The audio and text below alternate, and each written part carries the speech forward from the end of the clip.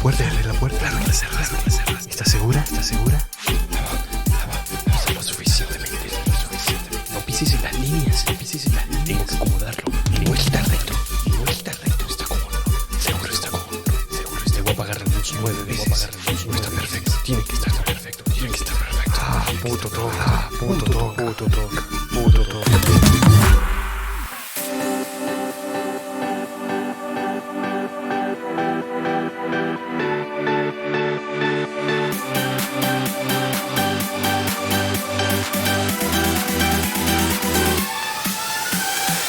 Bienvenidos un día más al podcast de Puto Talk Podcast. Hoy es un programa muy especial, que tenemos aquí a un invitado que nos va a hablar de unos temas candentes que teníamos la necesidad urgente de hablarlos ya y transmitiroslos, porque eran muchas personas las que nos han preguntado sobre estos temas. Así que nada, voy a presentaros un poco a quién tenemos hoy. Hoy tenemos a Doc Pablo. Hola, buenas, encantado otra vez estar de nuevo. Me he ausentado un par de episodios, pero estoy a tope otra vez. Tenemos a Super Arturo. Hola chicos y chicas, la verdad que muchas ganas de este podcast, que es un tema muy interesante y como no iba a ser con el talk también. Y a nuestro super invitado, que ahora lo conoceréis más en profundidad, David. Hola, buenos días, muchas gracias por la oportunidad de estar aquí. Un abrazo a todos. Bueno, pues ya os he presentado todo el equipo. Pablo, ¿nos quieres hablar un poquito más sobre David? ¿Nos lo presentas? Pues mira, David ha sido compañero mío de la universidad, concretamente del máster, y la verdad es que es una persona que tiene un perfil muy empático, que trabaja muy bien a nivel social y que cumple una función muy positiva en el mundo concretamente de las drogas. La verdad es que cuando tengo un paciente que tiene ese tipo de perfil, es una persona a la que tengo siempre en consideración y por qué no íbamos a traer a este proyecto que es tan bonito y que el mundo de las drogas puede tener mucho que ver, ¿no? Ya nos lo contará David. Sí, así es. Muchas gracias, Pablo, por presentarme.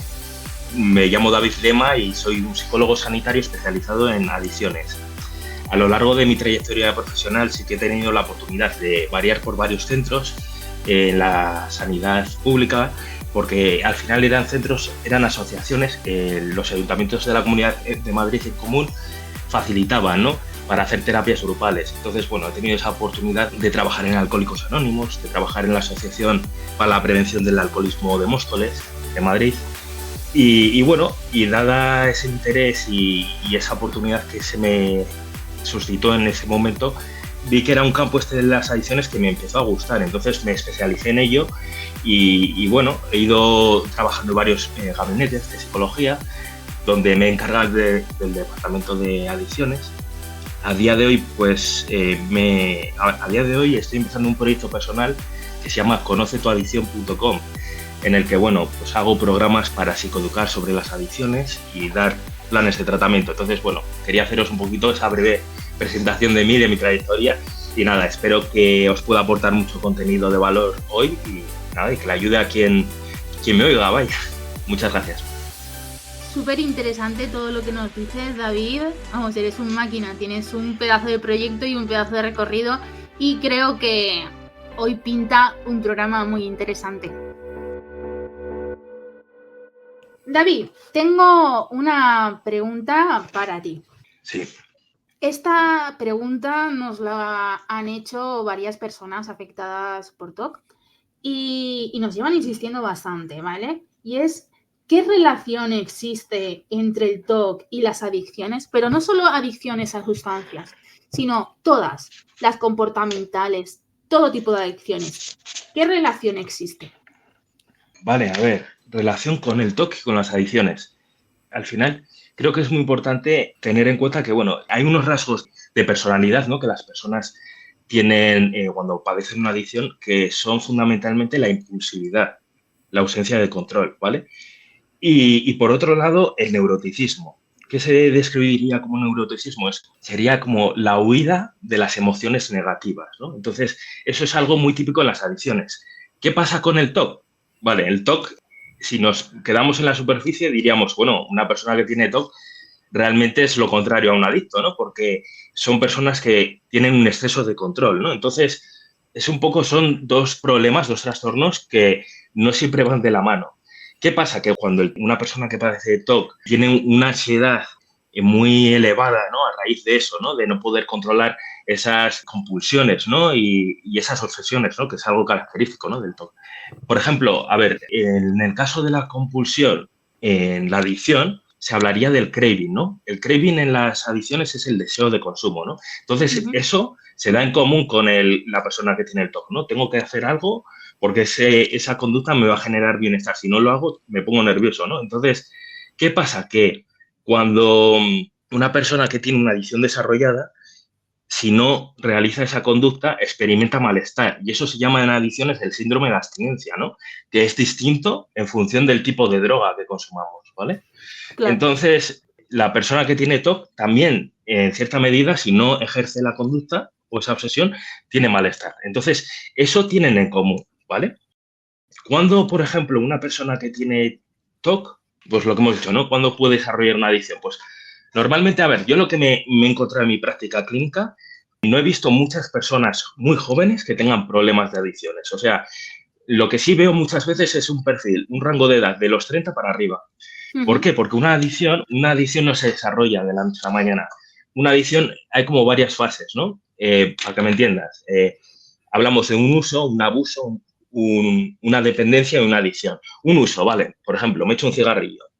Vale. No me gusta, ¿no? Digo, qué malo está, ¿no? Abuso, pues empiezo a consumir más. Genera un condicionamiento, ¿no? Con mi sistema dopaminérgico, ¿no? Que regula la dopamina, ¿no? Sí. La hormona del placer.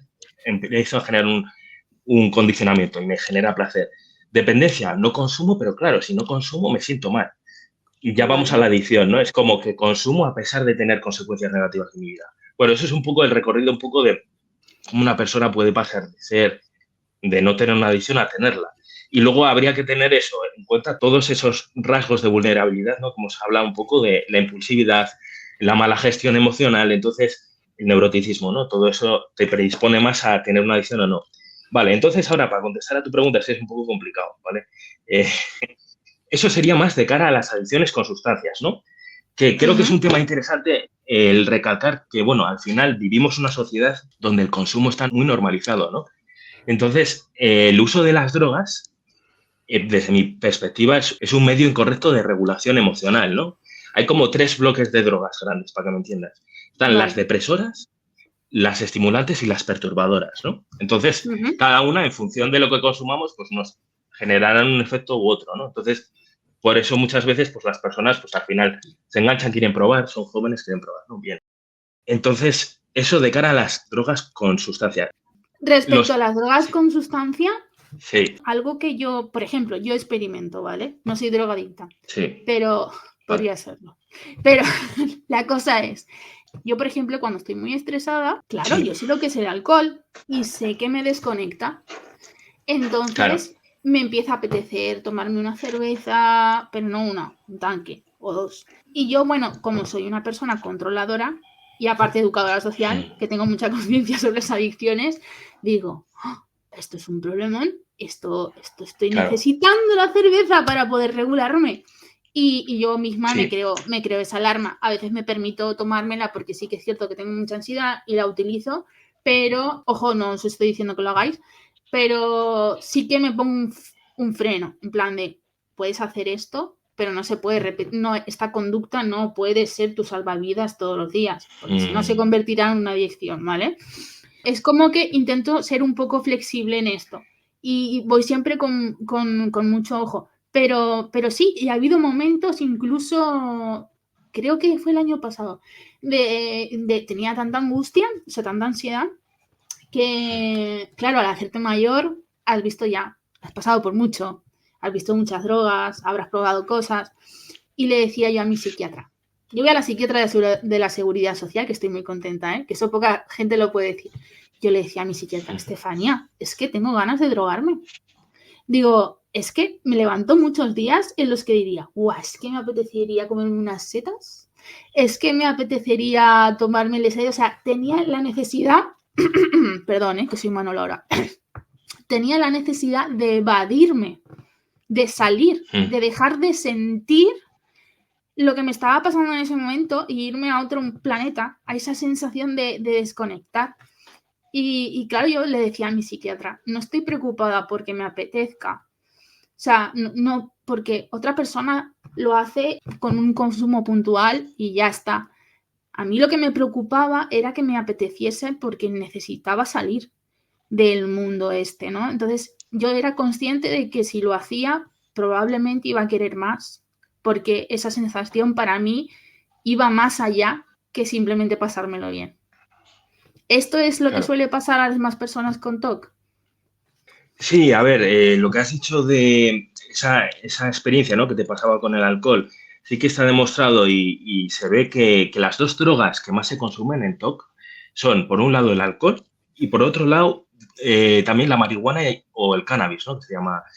Me voy a centrar un poquito en el alcohol. El alcohol, al final, sí que está claro que de alguna forma ralentiza, ¿no?, el sistema nervioso central, o sea, relaja, ¿no? O sea, tenemos una parte aquí que es el lóbulo prefrontal, que cuando tomamos una cerveza esto deja de funcionar. Y lo que es la parte racional ya no está, ¿vale? Entonces sale, pues, el animal que llevamos todos dentro, ¿no? Pues sale ahí.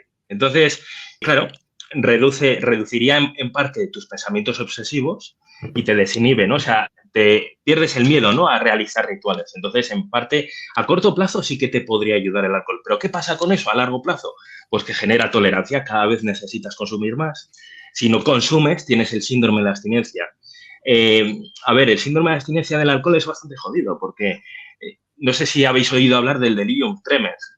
En personas que son alcohólicas te puede llegar a matar. Es la única droga que te puede llegar a matar, el síndrome de abstinencia, ¿vale?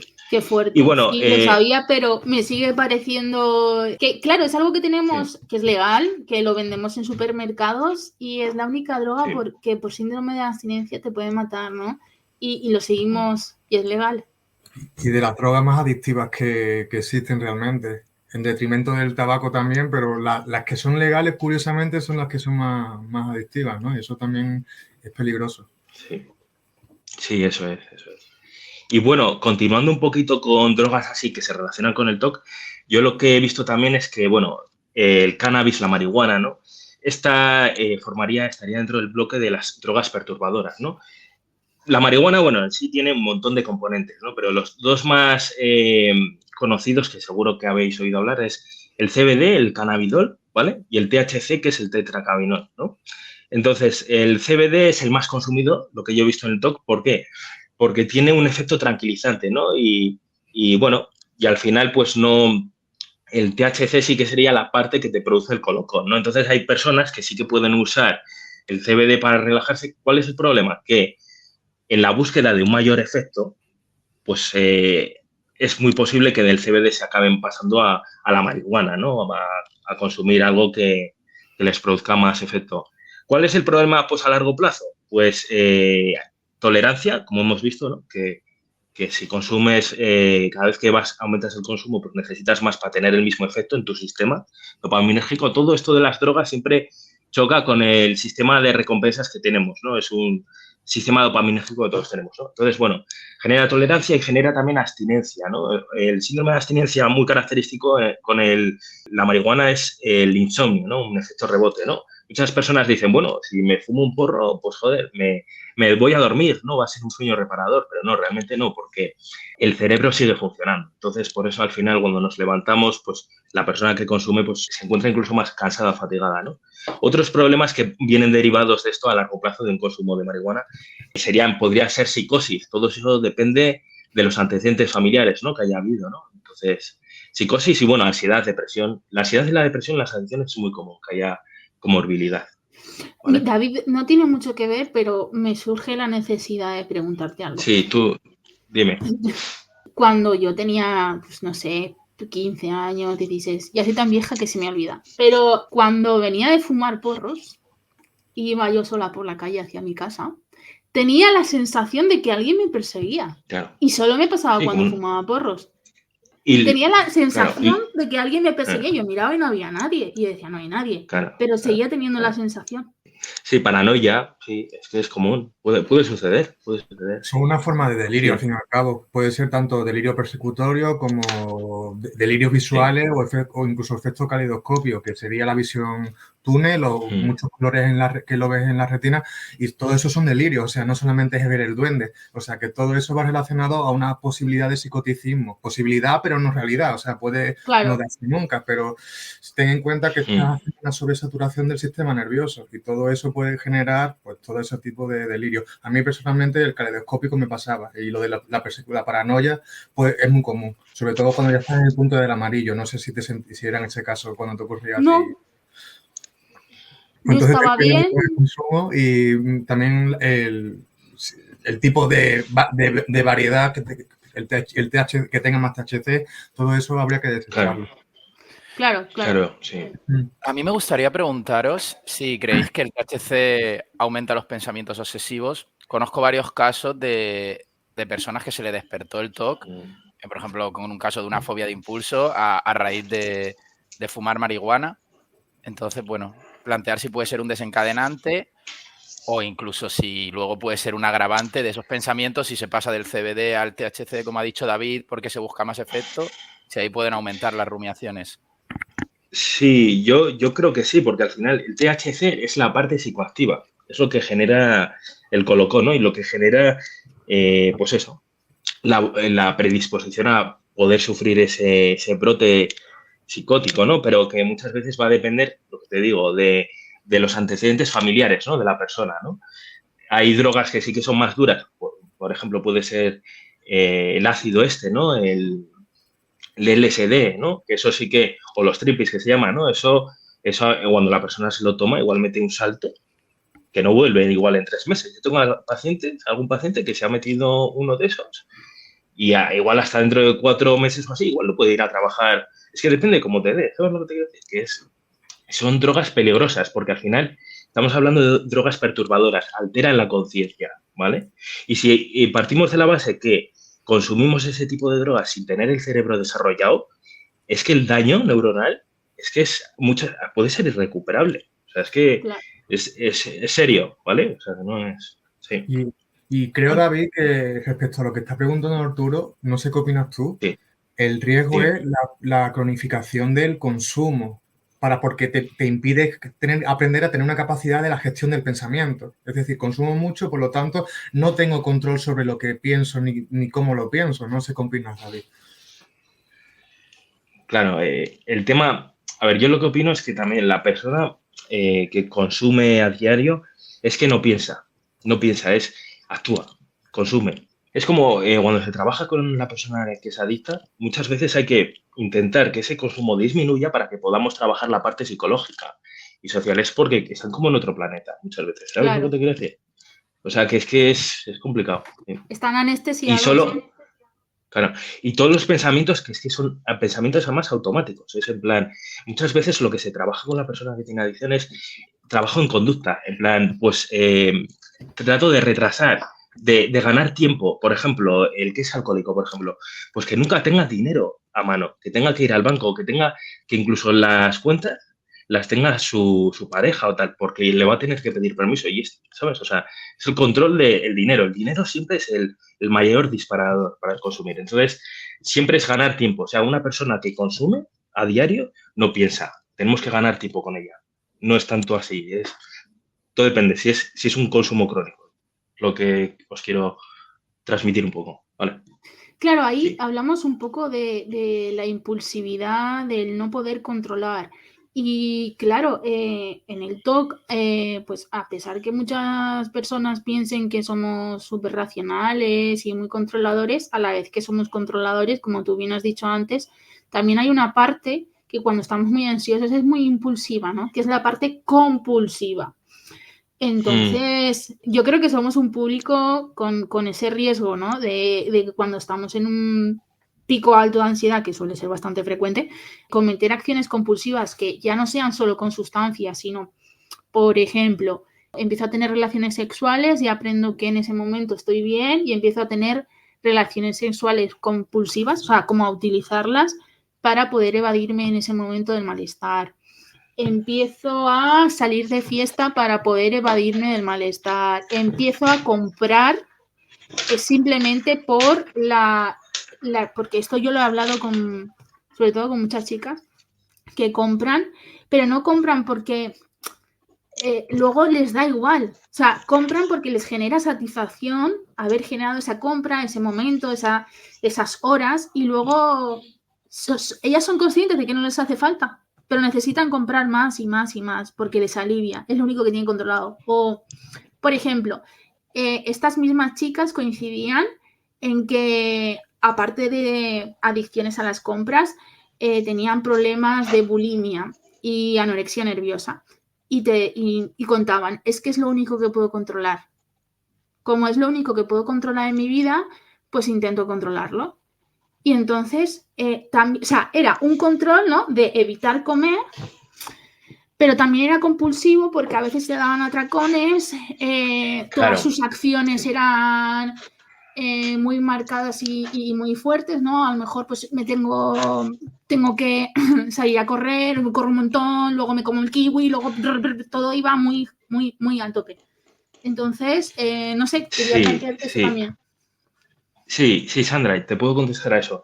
Claro, os he hablado ahora mucho tiempo sobre cómo se abordan las adicciones a sustancias, pero las adicciones sin sustancias, bueno, a nivel demostrado que hay evidencia científica, se habla mucho pues, de la ludopatía, ¿no? La ludopatía sí que es una adicción sin sustancia. Y luego hay otras que, como has dicho, el sexo, las compras, la comida, todo eso realmente no hay base científica que diga que es una adicción a una conducta porque no hay estudios suficientes, pero sí que hay evidencia que es un problema, ¿no? Entonces, ¿cómo se trabaja esto? Pues claramente no se puede trabajar como la erradicar la conducta que es adictiva, sino que se trabaja la relación, cómo yo tengo sexo, cómo yo compro, ¿vale? Cómo yo como, ¿vale? Por eso muchas veces claro, eso es, como yo, pues incluso con las tecnologías, cómo yo uso mi teléfono, ¿vale? No va a restringir, porque son cosas que necesitamos en nuestro día a día. Es bueno tener sexo, es bueno comprar, es bueno comer, ¿no? Necesitamos para vivir, ¿no?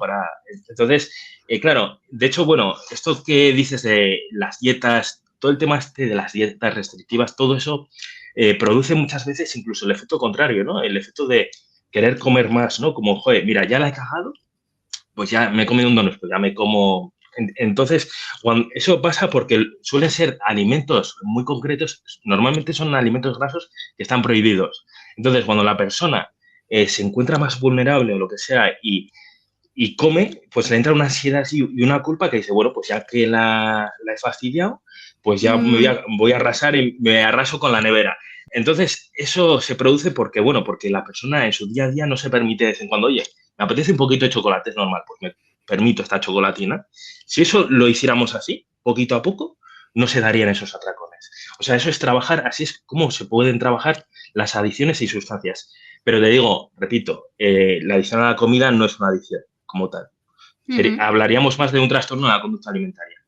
Vale, pues a mí me gustaría traer un poco aquí, ¿no? A hablar de qué función realmente cumple las adicciones en las personas, ¿no? Estábamos hablando antes de la cámara, de la habitación experiencial, ¿no? ¿Nos podrías ilustrar un poco de cómo funcionan estos mecanismos de habitación relacionados con el consumo, con las adicciones, David? La habitación experiencial. Sí, la habitación de la experiencia del pensamiento, la función que cumple la adicción para evitar pensar o para evitar gestionar ciertas emociones o ciertas situaciones que son muy difíciles. Yo, chicos, había entendido cómo funciona la habitación experiencial. No. Y me estaba imaginando una habitación llena de goma espuma. Lo cortamos esta parte y lo volvemos a... ¿no? No, mételo. Bueno, sí, la habitación experiencial. Pues bueno, al final es lo que os había comentado un poco, ¿no? Pues la persona que consume, ¿por qué consume, no? ¿Qué función tiene el consumo, no? Entonces, ¿para qué lo hace, no? Entonces, ese es el gran... Es lo que queremos averiguar, ¿no? Al final no es tan importante lo que se consume, sino el por qué. ¿Qué pasa? Que muchas veces una persona, cuando es joven, igual un joven, por ejemplo, ¿por qué puede consumir?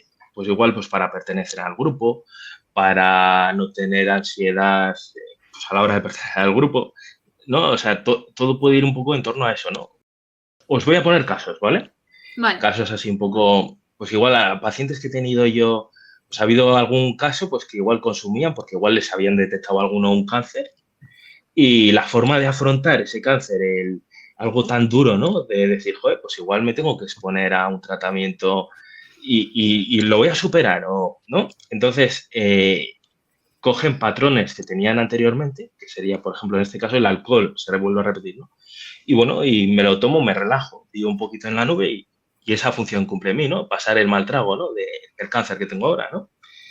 Otro, pues yo qué sé, por ejemplo, en el caso de las conductas problemáticas con el trabajo, ¿no? Porque también he tenido algún paciente que le encanta trabajar y quiere ser muy productivo, pero hay veces que no se sabe escuchar a sí mismo, ¿no? Entonces, eso le pasa un estrés y una ansiedad que, entonces, para aguantar en esos patrones, ¿qué hacen? Pues abusan de drogas. Claro. Normalmente suelen abusar de drogas, de estimulantes y depresores. O sea, por la mañana, pues se echan su... Va a sonar así un poco, pero sí, igual toman cocaína por la mañana. Su rayica con el Y café. luego, sí. Y luego, a ver, si fuera más light, pues sería el cigarrito. El cigarrito también es un estimulante. Con el café, que son dos estimulantes, pues pum, te potencian un poco, ¿no? Y luego por la noche, pues eso, inductores del sueño, lorazepam y tal. Pero bueno, ¿eso cuánto aguantas así? Pues un mes. O es que ya no te hace productivo. Yo creo que no puedes luego en el trabajo, bueno, y que estamos hablando de la cocaína, es una droga complicada, o sea que no. Entonces es eso, ¿no? Es qué función tiene para la persona consumir, ¿no? ¿Qué quiere conseguir, ¿no? Entonces, muchas veces, pues eso se peca de decir, bueno, yo controlo, yo no me voy a enganchar, yo tal, ¿no? Entonces, Si yo solo me bueno, tomo una raya con el café para ser productivo, que yo no estoy enganchado, que yo me la tomo para trabajar. Claro, ese es el tema, ¿no? Pero si al final... Igual, sí, dime. Pero, perdona, David, digo, si las personas toman para aliviar el malestar, ¿no? Es un poco, al principio, bueno, puede ser recreativo, como hemos dicho, etcétera, para ser funcionales, pero hay un momento, ¿no? Cuando ya hay una dependencia, quieren aliviar ese malestar. A mí se me plantea esta duda, ¿no? A ver si lo entendéis. ¿Qué es más fuerte, la droga o el TOC? Porque yo ayer escuchaba un caso de una patología dual con cannabis y decía el chico, cuando estoy sin cannabis, tengo una obsesión a la hora. Cuando he fumado hierba, tengo 60 obsesiones a la hora. Pero aún así, el cannabis todos los días le gana la partida y fuma hierba. ¿Por qué? ¿Por qué es más fuerte aquí si realmente está... ¿Por qué está manteniendo el consumo si el consumo en realidad es perjudicial? No es como el alcohol que le está anulando la corteza y no le está hace dejando. compulsionar más, ¿no, Arturo? Cuando consume cannabis. Sí, quizás se relaja, pero en realidad como una sensación física, pero a nivel cerebral hay Bum, bum, 20.000 bum, bum. obsesiones y sin muchas sin sentido porque ya entramos en una parte más paranoia del cannabis. Pero ¿por qué sigue año tras año consumiendo día tras día con toda esa Claro. Claro, es lo que hemos hablado un poco, ¿no? Es el síndrome de abstinencia, es porque esa persona ya ha pasado la fase de uso, de abuso, de dependencia, de adicción, ya tiene una adicción desarrollada. Entonces, si no consume, va a tener malestar, va a tener síntomas físicos de mareos, insomnio, va a estar mal, o sea, no va a poder, necesita la droga para estar como tú y yo estamos ahora, para que me entiendas, ¿vale? Y además, al final, aunque a largo plazo el consumo le sea perjudicial y lo reconozca, las sensaciones cortoplacistas que recibe del consumo le cronifican el problema. Es decir, me relajo, estoy tranquilito, lo que yo creo que es tranquilito, aunque luego hipoteque mi futuro con eso que estás comentando. Estaríamos hablando de que realmente el consumo en esta persona está haciendo la misma función que una compulsión.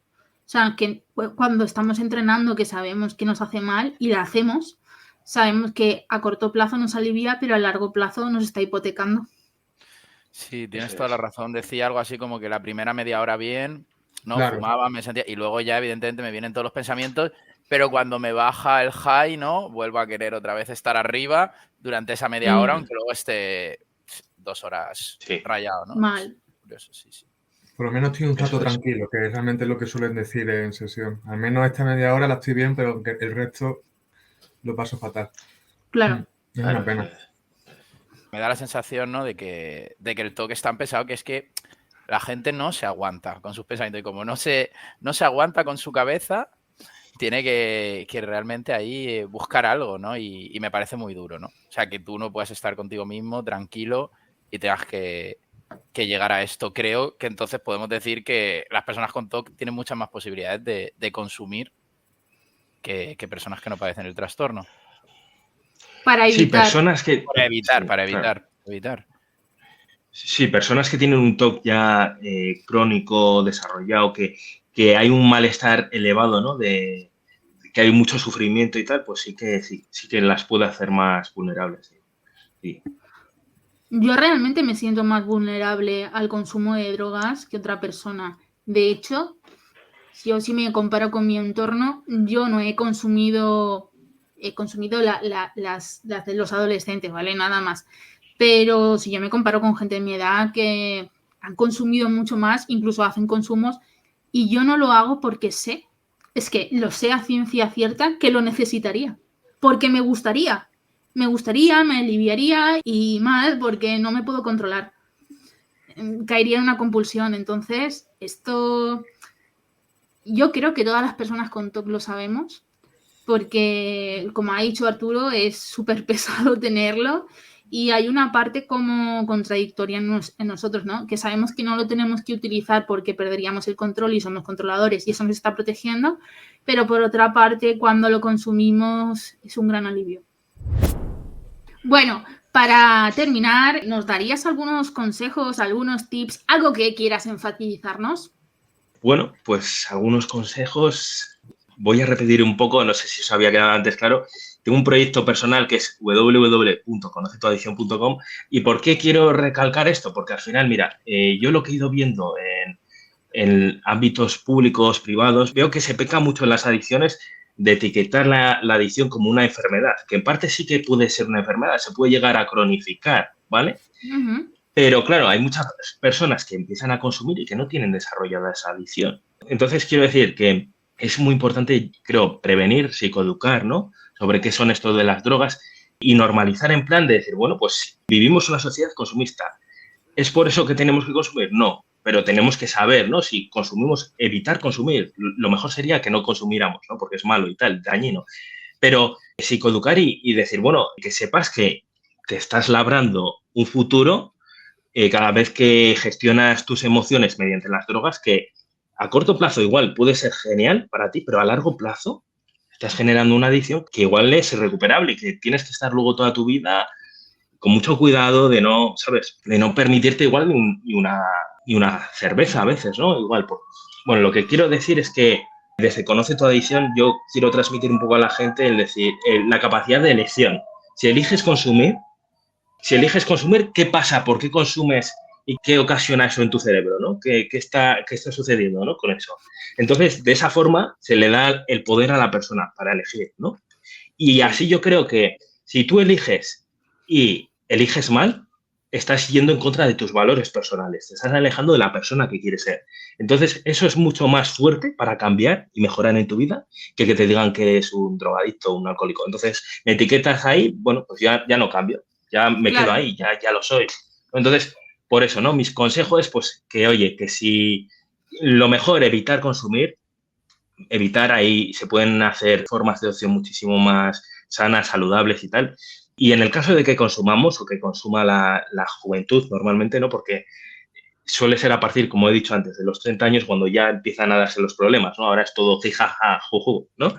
Entonces, bueno, el decir, pues que igual si bebo el alcohol, pues me tengo que asegurar de no beber tanta cantidad, ¿no? Porque es malo para mí o tal, tengo que comer o cosas, mecanismos de, por así decirlo, mecanismos de autocuidado, ¿no? ¿Sabes?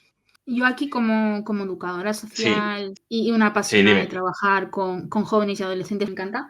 Es que es súper importante en este mundo consumista, como tú bien has dicho, en el que nos enseñan que consumiendo nos lo pasamos bien, consumiendo cine, consumiendo drogas, consumiendo porno, ahora consumiendo viajes y subiéndolos a Instagram para que todo lo vea, así, ¿no? Yendo a restaurantes para que todo el mundo lo vea y seguimos consumiendo y eso pasárselo bien. es súper importante una educación preventiva en la que tú a los chavales y a las chavalas les enseñes otras herramientas, un ocio alternativo, un ocio no consumista, un ocio que no tenga que la gente que gastarse dinero, un ocio que puedan generar ellos mismos, hobbies, que eso va a ser lo que les diferencie de los demás, ¿no? Eso va a ser lo que les diferencie de aquellos chavales y chavalas que no tienen otra y van a consumir pastillas cada fin de semana cuando salgan por ahí porque es lo más interesante que tienen, ¿no? No hay ninguna experiencia que supere a eso, pero cuando tú tienes proyectos personales, cuando tú tienes hobbies, cuando tienes alternativas, tú te puedes plantear no consumir drogas y pasártelo bien de diferente manera.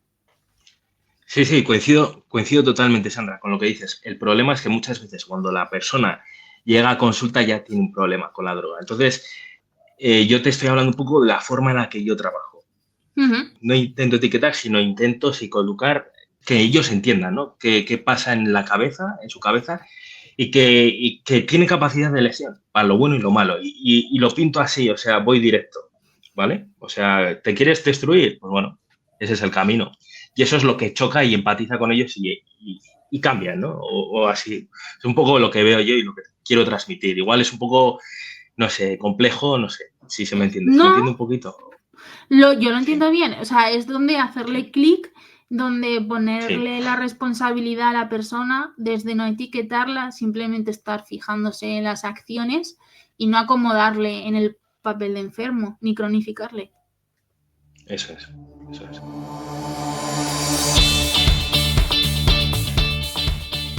Pues muchas gracias, David, por estas píldoras de sabiduría en cuanto a las adicciones. Yo creo que muchos de nuestros oyentes van a tener un poco más claro cómo funciona este mundillo y los riesgos que tienen y el por qué consumen como consumen.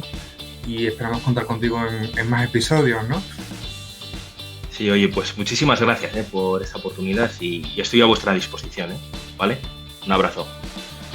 Yo también muy agradecido por participar y entender un poco más cómo funcionan las sustancias con el trastorno, cómo funciona esta impulsividad.